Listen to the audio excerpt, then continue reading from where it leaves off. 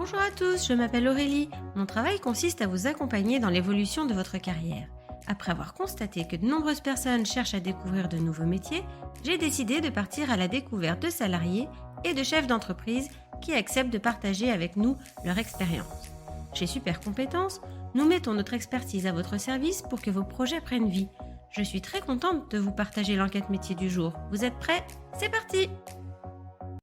Bonjour Nadège. Bonsoir Aurélie. Alors, aujourd'hui, je t'accueille, pour, parler de ton métier de thérapeute bien-être. C'est ça. Que tu peux, te présenter un petit peu, nous dire, d'où tu viens et puis, ce que tu fais, ce qui t'a amené à être, thérapeute bien-être?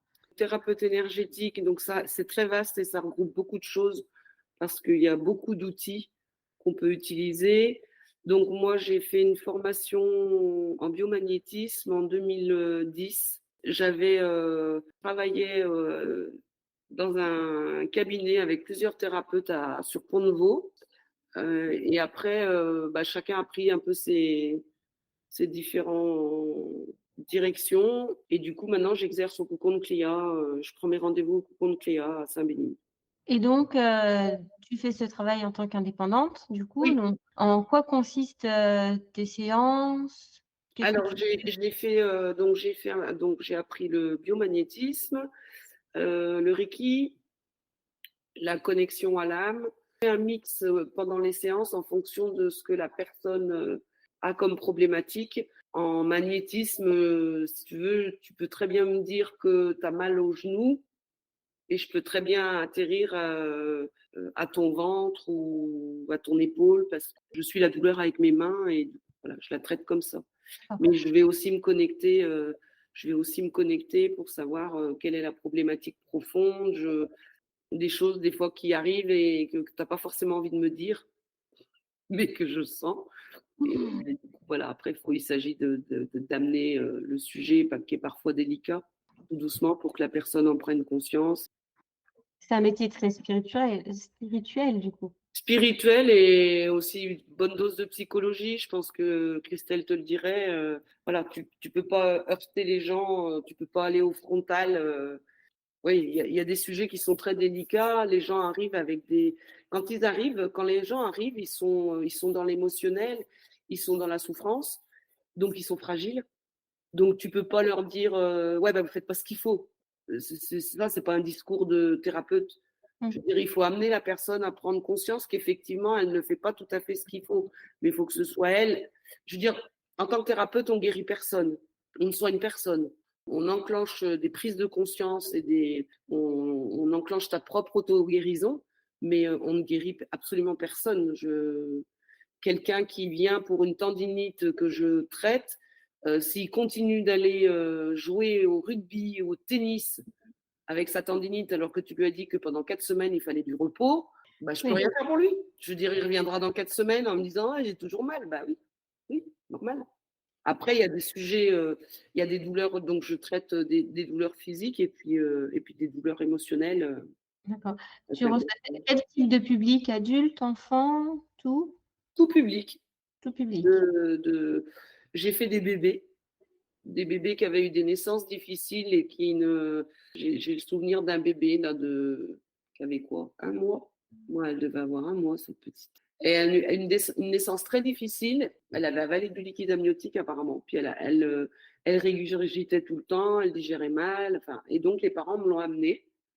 Donc elle était suivie par le médecin. Il n'y a pas il y a pas de souci, on est bien d'accord. Et ils me l'ont amenée quand même parce que bon, ils avaient entendu parler de moi. Et en fait, j'ai pas travaillé sur le bébé, j'ai travaillé sur la maman. D'accord. Et ça a été mais tellement magique parce que au début, ils comprenaient pas ce que je faisais. Je dis mais quand on travaille sur soi, ça travaille chez nos enfants. Mais ça ne travaille ça travaille en descendance, ça ne travaille pas en ascendance. C'est-à-dire que ça travaillera pas sur ta propre maman, mais par contre, ça travaille sur tes propres enfants. Donc en fait, du coup, je leur ai expliqué ça. J'ai dit, je vais travailler sur la maman parce que la petite elle est trop petite. Donc j'ai dit, vous allez la tenir, vous allez rester avec elle, vous allez la rassurer, vous allez la laisser à côté de nous et je vais travailler sur la maman. Et j'ai travaillé sur la maman et ça a été hallucinant parce que la petite, elle s'est mise à faire des risettes. Je sais pas à quel âge. Je sais pas quel âge elle avait, ouais, je dis 1 mois. Ah si, elle était vraiment bébé, hein. Ouais, ouais et du coup, elle s'est mise à un moment, elle s'est mise à sourire, elle a régurgité et ça a été terminé. Ils m'ont rappelé, le 2 jours plus tard en me disant qu'elle faisait toutes ses nuits, qu'elle, prenait ses biberons, enfin, ils étaient ravis, quoi. C'est des super témoignages. Et ça, c'était extraordinaire parce que puis même pour soi, hein, quand on voit puis les enfants mentent pas. Tu vois, les adultes, ils peuvent être conditionnés. Tu vois, il y a toujours le mental qui rentre chez les adultes, qui rentre en ligne de compte. Le mental de l'adulte qui dit: «Ouais, de toute façon, j'y crois pas». Je vais te donner un autre exemple, hein. J'ai traité mon père pour une épaule. Première fois que j'ai fait ça, donc il avait une douleur, il pouvait plus lever le bras, hein, du tout. Donc je le traite, donc je fais mon petit toin-toin, tout ça. Il me dit: «Oui, bah, si tu veux essayer», mais bon, déjà très sceptique. Donc je lui fais le soin et après je lui dis: «Bah, lève ton épaule». Puis il le lève et il la lève et puis du coup il me dit: «Oh», il dit: «Mais c'est quand même bizarre». Il dit: Mais comment tu as fait ça?» Et je dis: «Bah, j'ai des outils pour faire ça». «Ah ouais, non, mais ça vient pas de chez nous, hein». Mmh. Du coup, voilà, j'étais la, bah, un peu la sorcière, enfin et pourtant, voilà, ça le tracassait parce que, voilà, lui, ce qu'il voulait savoir, c'est comment ça marchait et tu vois, le problème des adultes, c'est qu'il y a toujours ce mental, qui dit, ouais, mais non, c'est pas ça» et puis: «Oui, non, mais je vois pas de quoi vous me parlez». Tu vois, des gens qui sont dans le déni. Qu'un enfant qu'un enfant, quand tu lui fais un soin, l'enfant, il te dit tout ce qui se passe. J'ai fait un zona sur une femme âgée et puis sur un enfant de 7 ans. Et ben ce petit, il y a un moment, il a relevé la tête, un zona intercostal. Il a relevé la tête et il m'a regardé, il m'a dit: «C'est rigolo, ça fait des guillis. Tu me touches pas là, hein?» Je dis: «Bah non». Il dit: «Oh mais on dirait que tu es dedans». Tu vois? C'est ce genre de réflexion où tu te dis: «Ben oui, il se passe quelque chose» et enfin, c'est évident. Mais voilà, les enfants, ils ont cette spontanéité de dire, tout de suite, parce ils sont très réceptifs et puis eux, il y a pas le mental dedans. Il y a pas le mental qui dit: «Non, mais ça, c'est des conneries, ça n'existe pas», non, non, eux, ils sont à l'écoute, ils sont très à l'écoute, les enfants et puis les anciens, bah, je pense qu'ils ont dépassé plein de trucs et puis après, quand tu arrives à un certain âge, tu te rapproches beaucoup plus du spirituel, du coup. Tu te rapproches de ta propre mort, donc tu te rapproches de et pareil, les anciens, ben, voilà, j'ai fait une ancienne, bah, pendant le covid, j'étais allée faire à Replonge, un monsieur qui m'avait appelé pour sa maman, qui pouvait pas se déplacer. J'ai fait et le lendemain, il m'a renvoyé un message, il m'a dit, «Top, quoi. Elle a plus de douleur, elle a plus rien», donc non, c'est vraiment, C'est un côté quand même assez mystérieux, hein, quand, on entend, on voit des résultats, mais c'est vrai que alors ça reste maintenant, des signes un peu mystérieux. Enfin, oui, maintenant il y a on se demande, quoi, il y ça a la physique quantique maintenant qui explique un peu comment ça se passe avec les déplacements d'électrons, et cetera. Donc, la physique quantique est en train d'expliquer ce qui se passe avec le magnétisme. d'accord. Donc, bientôt, ça sera plus un mystère et on en rit des fois parce que mon fils est en médecine et on a des grandes conversations là-dessus et il m'a dit, bah, la vérité, c'est qu'aujourd'hui, on en est là, mais si ça se trouve, dans 20 ans, on dira que, bah, le magnétisme, ouais, ça peut faire ci, ça peut faire là, on peut aider à ci, à là. Il y a des leveurs de feu, des coupeurs Mmh. de feu, voilà, par exemple. J'ai mon papa qui a fait de la radiothérapie pour son cancer de la prostate. J'ai barré le feu pendant des semaines pour éviter qu'il soit brûlé de l'intérieur. J'ai une femme de Tournu qui m'avait appelé pour un cancer du sein, pas pour son cancer parce qu'on guérit pas le cancer, hein, que les choses soient claires, mais pour l'aider dans la radiothérapie, pour justement enlever le feu Oui. et soulager. Après,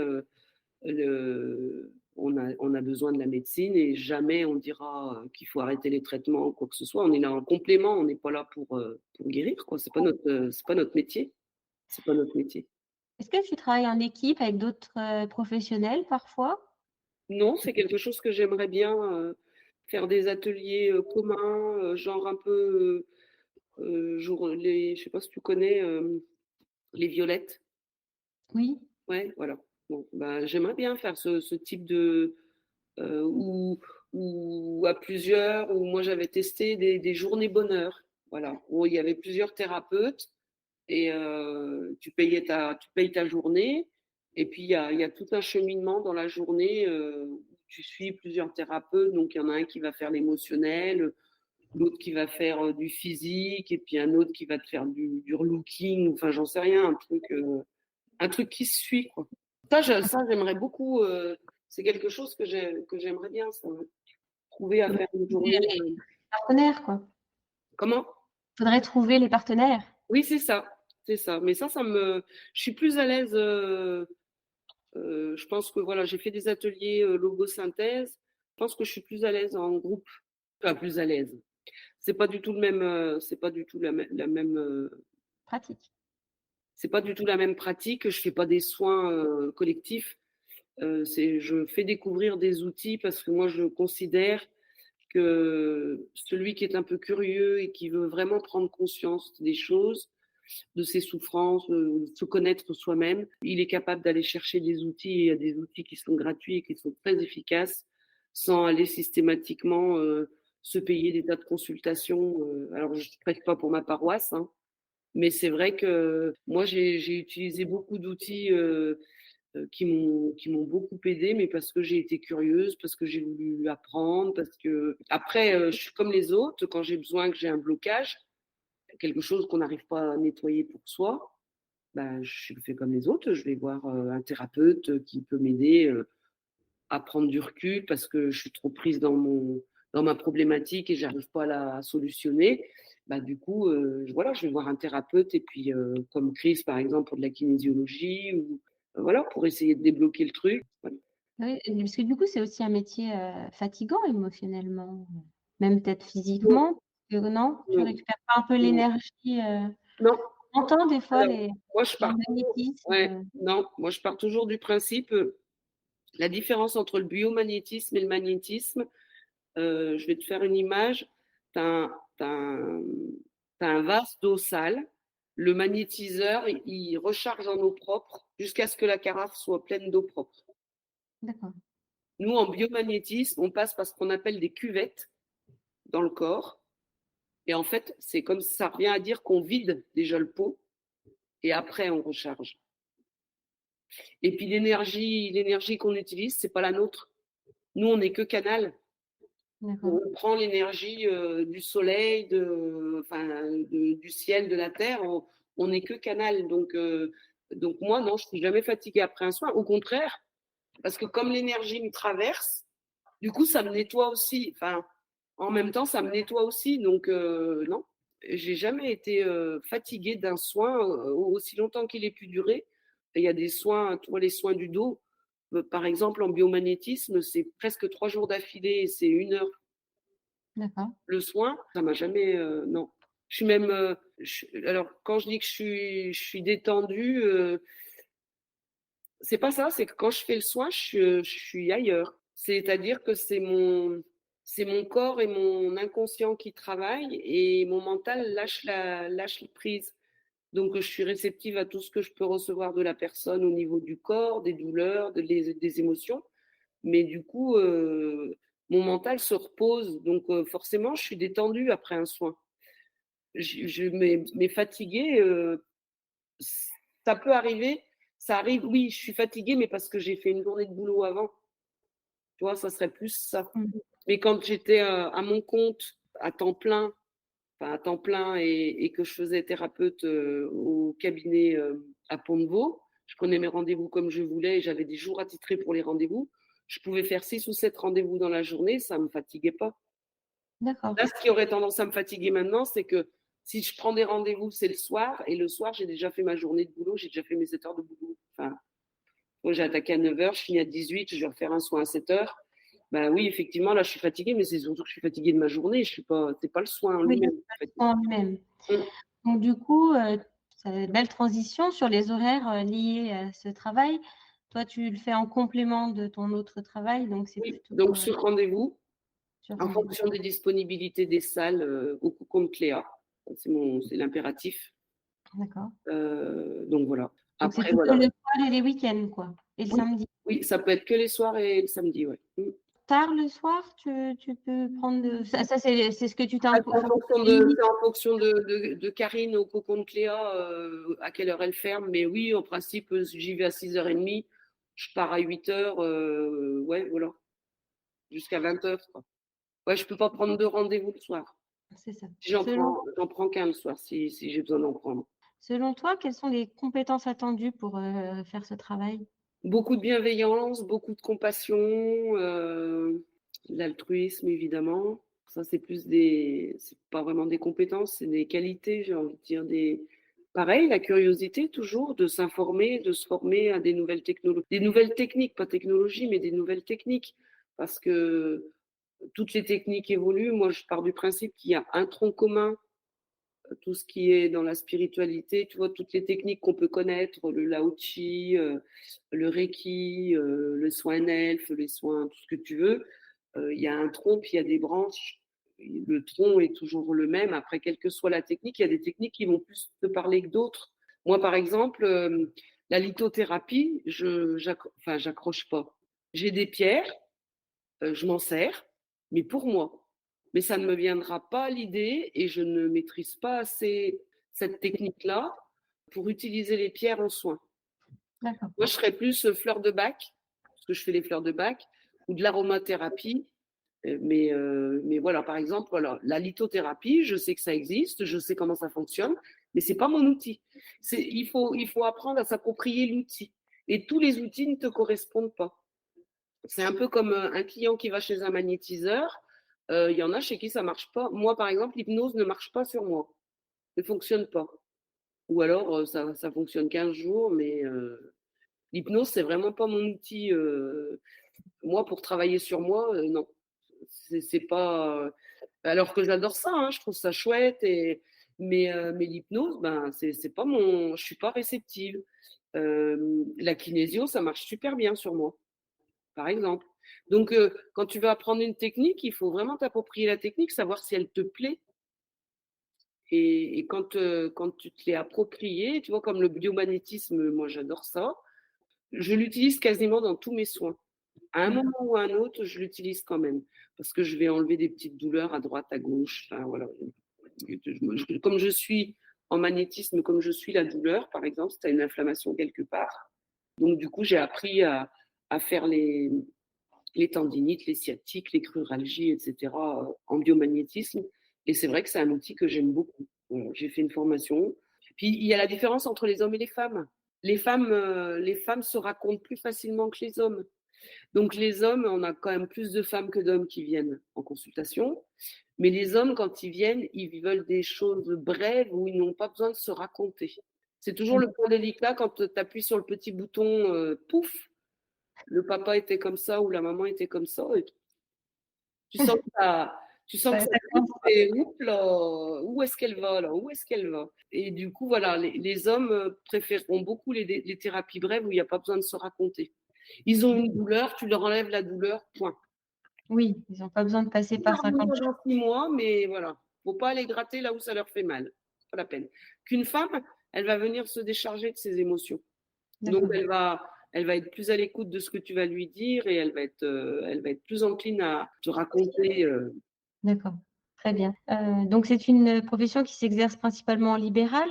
Oui, bah là moi je suis en auto-entrepreneuse, je me suis pas mise en libéral en Oui. l'occurrence, mais oui. Oui, enfin, on va pas avoir un CDI, en tant que Non, non parce qu'on n'est encore pas, thérapie bien-être.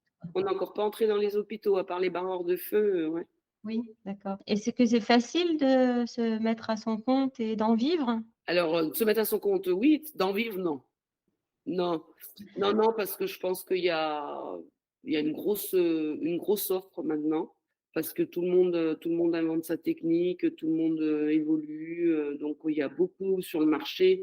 Il y a un petit peu de tout et n'importe quoi. Après, ça va être essentiellement, je pense, assez axé sur le marketing. Voilà, ça va être, Maintenant, malheureusement, avant, c'était le bouche à oreille. Moi, je fonctionnais beaucoup au bouche à oreille. J'ai jamais fait de pub. Enfin, de 2010 jusqu'à 2017, je faisais pas de pub et mon agenda était suffisamment plein par rapport à notre activité. Voilà, c'était largement suffisant. Mais maintenant, je vois bien qu'il faut être tout le temps sur les réseaux sociaux, il faut tout le temps. Et Sortir les rames et puis c'est se faire ça. Et connaître. ouais, c'est pas une histoire d'être bon ou pas bon. Honnêtement, je pense, j'en connais qui sont bons et je vois bien qu'ils sont tout le temps sur les réseaux, quoi. Mmh. Et je suis pas sûre que finalement, à la fin du mois, ils aient un salaire mirobolant, hein. Moi, je vois beaucoup, ça a évolué avec Internet, le confinement aussi qui a fait évoluer. Maintenant, les gens, ils vendent des packages de soins pour 3 mois d'affilée, mais c'est à 3000 balles, quoi. On atteint des sommes, enfin, moi, je trouve que c'est du gros délire, quoi. Ça, c'est mes convictions à moi. On ne devrait pas avoir, toi, tout à l'heure, je te parlais de dire de trouver des outils qui sont aussi gratuits quand on veut vraiment travailler sur soi. On ne devrait pas avoir à débourser des tas de sommes. Alors quand j'entends, oui, mais tu vas voir le temps que ça va te faire gagner. Ben oui, certes, mais il faut les sortir, les 4000 balles, quoi. Moi, je voudrais pouvoir ouvrir les soins à tout le monde, tu vois. Enfin, Je voulais te demander, tu fais des consultations à distance, par téléphone, en visio, pour oui, barrer le feu, par exemple, parce que des oui, fois on en entend parler. oui, oui, ben mon papa, il était à 200 kilomètres, hein. D'accord. Quand c'est arrivé, il était à 200 kilomètres, donc oui, je le faisais le soir. J'ai un cousin aussi, mais bon, lui, il le sait pas, mais qui s'était brûlé en arrachant du lierre avec de l'urine de rat qui était planquée dans les lierres et du coup, il est arrivé aux urgences. Ils ont cru qu'il s'était brûlé avec un barbecue, il était cloqué de partout. Enfin, et du coup, j'ai attaqué tout de suite le soir. Je me suis pris une transpirée dans la nuit, mais j'ai vraiment travaillé fort dessus. Je me suis pris une transpirée et le lendemain, donc j'appelle pour prendre des nouvelles. On me dit, ah mais un truc de fou, hein. Ils ont enlevé les pansements, ils n'ont rien compris, hein. Il n'y avait quasiment plus rien. Mais comme c'est des gens qui ne croient pas à tout ça, si tu veux, je T'as rien dit. n'ai rien dit, j'ai pas, voilà. Donc c'est quand même fou parce que et là, ça a fonctionné sur quelqu'un qui ne savait même pas que tu faisais un Non, soin. ouais. Oui, C'est c'est ça. C'est ça, tu peux faire à distance les connexions à l'âme, c'est pareil. Tu peux faire à distance aussi, tu te connectes à une personne. Enfin, moi, je me suis beaucoup entraînée avec des amis où ils me donnaient juste un prénom et je me connectais à la personne. Je dis, bah, elle est comme ça, comme ça, comme ça. J'ai bon, j'ai pas bon. Enfin, voilà. Après, c'est un entraînement, c'est un outil. C'est un outil que tu développes et enfin, l'intuition, c'est quelque chose que tu développes et plus tu la travailles et plus tu la développes et ça n'a pas de fin. Ça n'a pas de fin. Et donc quelle est la formation pour arriver à Bah, ce c'est des niveau? formations qui sont pas. Alors, si là, je suis en train de passer ma formation en naturopathie et puis une certification. C'est des certifications. Il n'y a pas de diplôme d'État Oui, pour. il y a rien de réglementé. Non. Le Reiki, c'est des formations privées. C'est tout des formations privées. Ma certif en naturopathie là qui est en cours et puis j'en ai une certification en psychologie positive et en psychothérapie, praticienne en psychothérapie.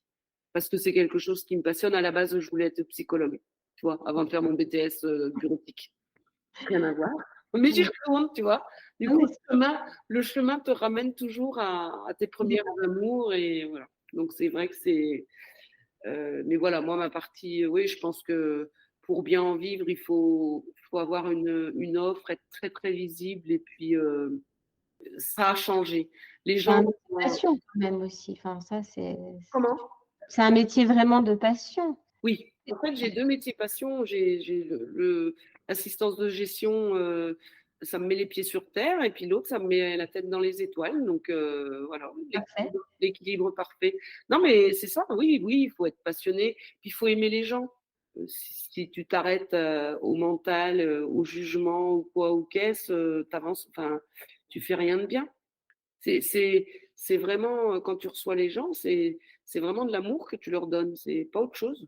Ok. Quel que soit, c'est quelqu'un que tu pourrais croiser dans un magasin et tu dirais, il a une tête qui me revient pas, mais quand il vient en soins, il Bah, a t'as pas le forcément la tête qui te revient parce que t'es pas du tout dans le même costume, tu vois. Le même choix. client qui va venir chercher des menuiseries à Saint-Trivier à mon poste de salarié ne sera pas du tout reçu de la même façon que s'il vient en soins parce qu'il a une douleur, D'accord. parce que je serai pas dans le même costume du tout. Oui, dans le même état d'esprit. Voilà. Et pourtant, quand les gens viennent au showroom, ils me racontent tous leur vie. Ils me racontent leurs problèmes. Ils m'expliquent. C'est Ouais, rigolo. ils sentent. Oui, oui, mon patron, c'est ce qu'il me dit. Il me dit, non, mais de toute façon, il dit, ils y sentent, hein, forcément, hein. Il dit, parce que moi, je sais pas. Des fois, il me dit, je dis, mais vous saviez que. Puis, il me dit, ah non, mais ils m'ont pas dit ça, moi. Je dis, ah bon? Je dis, bah, il me dit, ouais, non, mais à vous, ils vous racontent tout. Je dis, bah, peut-être pas tout, non, Ils en racontent. mais ils se racontent. Les gens avancent dans l'âge. J'ai une dame qui était venue en soins à Pont-de-Vaux. Elle avait rien de particulier. Elle m'a juste dit, bah, j'avance dans l'âge et puis avant de partir, j'aimerais bien me mettre au clair. Mmh. J'avais trouvé ça beau et du coup, on était allé gratter sur des trucs de naissance. Mais voilà, elle voulait partir sereine. Elle m'a dit, je veux partir sereine, je veux me mettre au clair. Et j'ai trouvé ça, ouais, Chouette. elle avait 78 ans, je crois. Et j'ai trouvé ça super chouette, quoi. Enfin, je dis, ouais, il y a des gens qui ont envie de, De voilà, changer, ouais, d'évoluer. d'évoluer et même, voilà, de partir effectivement, de pas partir avec des regrets, de comprendre certaines leçons de vie qu'elles ont encore pas compris. Enfin, tu vois, de les aider à passer, bah, à passer l'étape suivante. Et ça, c'est ouais, c'est chouette. Je veux dire, tous les soins qu'on fait à qui que ce soit, les enfants, les adultes, c'est toujours chouette parce que tu apprends encore des choses et puis tu apprends des leçons aussi. Tu vois, quand tu as ces personnes-là qui viennent avec cette sagesse de dire, bon, bah, je vais bientôt partir, je veux me mettre au clair, je veux partir sereine, je veux travailler là-dessus. Et bah, tu prends ta leçon de sagesse aussi en disant, bah oui, elle est en train de t'apprendre que oui, faut pas partir avec des regrets, il faut continuer d'évoluer. Et l'évolution, elle est faisable pour tout le monde, sans mettre des budgets Faramineux. énormes. Je veux dire, en étant un peu curieux, en ayant des lectures appropriées, adéquates, tu peux, mais il faut en avoir envie. Si tu avais un conseil à donner pour les personnes qui se posent des questions justement, sur ce métier, qui auraient envie de franchir le pas? Alors, même réponse que tout à l'heure, toujours être curieux et se tenir au courant des nouvelles techniques, de les essayer, de se regrouper. Les formations aux nouvelles techniques, c'est très bien, mais et même, même pour soi, pas forcément pour aller apprendre une technique, ne serait-ce que faire une formation en tant que consultant. C'est-à-dire que, toi, par exemple, l'autre fois, j'ai été faire des constellations familiales, mais j'étais une consultante. J'ai payé ma place et voilà, je venais faire des constellations familiales pour continuer à apprendre sur soi. On peut pas aider les gens si nous, on n'est pas bien dans notre peau. Je veux D'accord. dire, tu peux pas apprendre à quelqu'un à pas être timide si toi tu l'es et que tu n'oses pas parler. Enfin, tu vois? On peut pas dire à quelqu'un: «Sors de ta zone de confort», sinon on reste toujours cantonné Voilà, à notre c'est ça. place. C'est ça. Tu peux pas, voilà, tu peux pas, non, bah non, tu peux pas lui donner des conseils que tu n'appliques pas. Donc oui, mon conseil, ça serait continuer à. C'est pas parce qu'on est thérapeute qu'on doit pas continuer à travailler sur soi. C'est pas comme, comment je veux dire? J'ai un BTS, je sais taper au clavier. Voilà, hop, c'est vrai. Je sais taper au clavier, ça ne s'oublie pas. C'est comme le vélo. Mais quand on est thérapeute, ok, j'ai fait une formation de biomagnétisme, je le continue de développer. Et puis quand je sens que ça me chatouille quelque part, il y a un truc qui m'a interpellé ou qui m'a fait du mal, et ben je vais y réfléchir pour aller le nettoyer et pour aller travailler dessus et puis pour être encore un peu plus zen, un peu plus disponible. Parce que si tu es pris dans tes soucis, moi, si tu veux, quand je sors du boulot, que je vais en rendez-vous thérapeute, moi, mon boulot, il est derrière moi. Je sors la porte, je ferme la Mmh. porte Faire bien les 2. c'est vraiment dans des cases séparées. Donc, tu peux pas être dans le mal-être et puis dire, bah, tiens, je vais te faire un soin, regarde, tu vas aller super bien. Alors que tu arrives et que toi, tu es mal. Ça peut pas. S'il y a quelque chose qui te tracasse, tu peux pas. Donc, c'est vraiment continuer à travailler sur soi. C'est un chemin perpétuel, le développement de soi.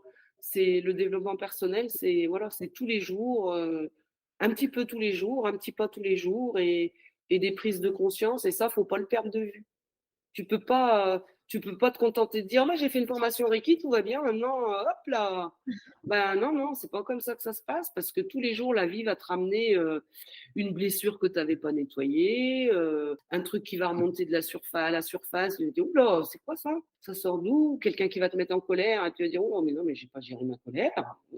Bon après, on est des humains, hein, on se met en colère aussi, hein. On Bah, est on c'est est comme normal, tout hein. le monde, hein. Je veux dire, c'est pas parce qu'on est thérapeute qu'on n'a pas les défauts de l'humain, on peut se mettre en colère, mais l'important, c'est de comprendre, enfin, après nous, l'étape qu'on fait après, c'est pourquoi je me suis mise en colère et pourquoi ça m'a mis en colère et Et voilà. qu'est-ce que je peux faire pour que la prochaine fois, C'est ça, ça la ne prochaine fois, ça n'arrive pas, voilà, c'est ça. c'est Qu'est-ce ça, que je dois travailler, pourquoi ça m'a touchée? à ce point-là, ouais, Ouais, d'accord. c'est ça. Eh ben, merci Nadège. Mais je t'en prie, avec plaisir. Au revoir. Au revoir. Merci d'avoir écouté ce podcast. Vous retrouverez les liens de notre invité du jour en description. Vous trouverez également l'enquête métier du jour en version PDF dans les notes de l'épisode. Si l'interview vous a plu, n'hésitez pas à la relayer autour de vous et de la noter sur votre application de podcast préférée. Vous pourrez retrouver l'ensemble de nos services sur supercompétences.fr. Si vous voulez partager votre métier, prenez contact avec moi pour que nous puissions en discuter. Je reste également disponible pour parler avec vous de vos projets de reconversion professionnelle. Je vous donne rendez-vous au prochain épisode. Belle journée!